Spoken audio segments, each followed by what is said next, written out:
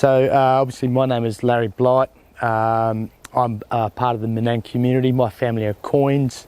I've been so fortunate over many years growing up. My grandfather, my grandmother, my uncles, my aunties, other elders, they showed me all the different aspects of the bush foods, medicine plants, our animals, our trees, and certainly archaeology I've been involved in the last 20 odd years as well. So everything that I've learnt, my role then is to pass on that knowledge to others, Indigenous and non-Indigenous, our wider community.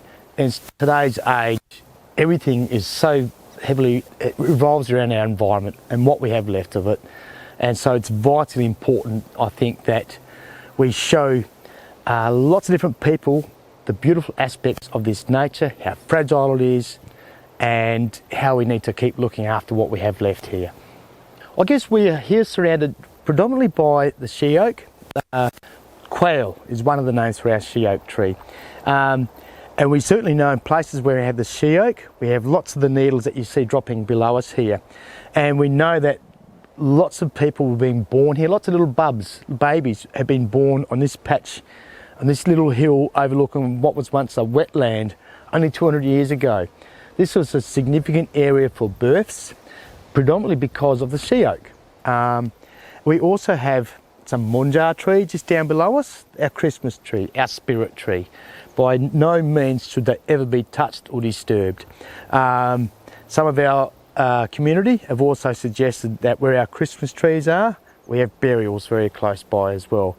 Down by the very bottom of this hill, where we now have roads, there is soft sand, and what was once a beautiful wetlands. We feel that there were burials probably down by the bottom end of this Yakamia Hill area here as well. So this place has been significant for our Menang people for many, many thousands and thousands of years. What's left of it, we've seen people coming through here today, just walking their dogs, walking their children, just walking themselves. It's medicine. Every part of this here is good for our health. It's also very critical, very important for our wildlife that we have left here as well. So we're also here today in this remnant bit of bush. It's only a small area, there's only a few hectares here. It is vitally important for our animals, our plants. We have very rare threatened orchids through here. The western ringtail possum, the noya, critically endangered. We have a remnant population of those through here.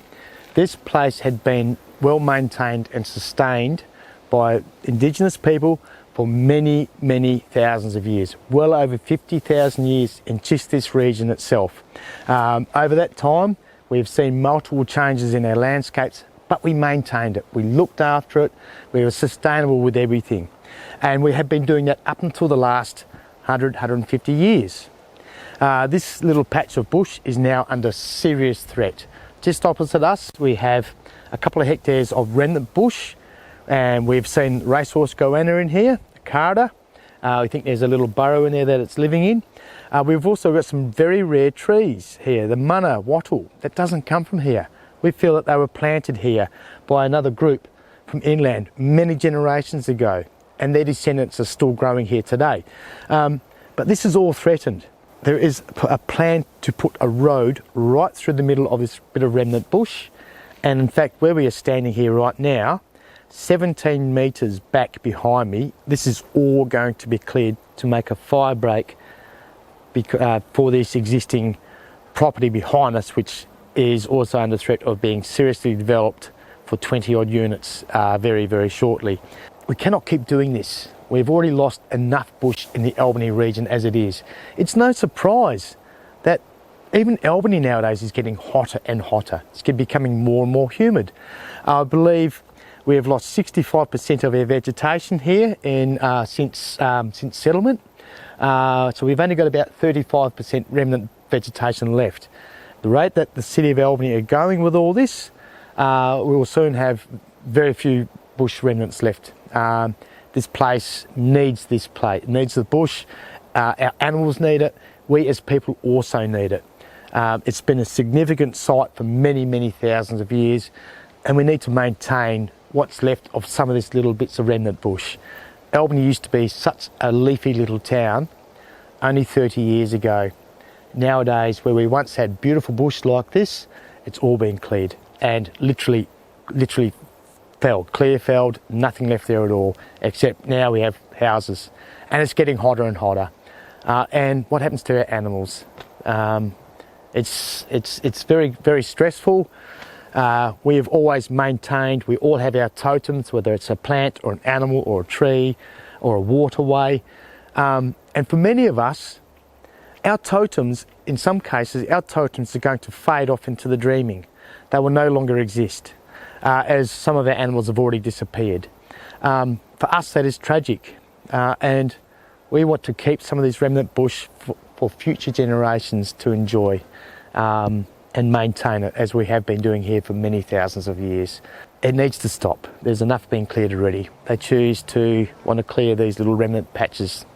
I really am at a loss as to why they would want to do that. So anyway, we will keep persevering and we will keep trying to enjoy this beautiful bush, and we hope that we can keep this going, maintaining it for many generations to still come.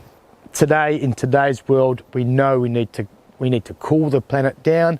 We need to start to replant trees. Otherwise, there's going to be nothing left. 50 years, I doubt whether humans will even survive, or anyone will survive at the rate we're going. I don't understand. There is enough industry already. We have enough mines already. We do not need any more mining. And, you know, we need to maintain what's left here. There are better ways than trying to clear fell everything for development. So let's just keep fighting.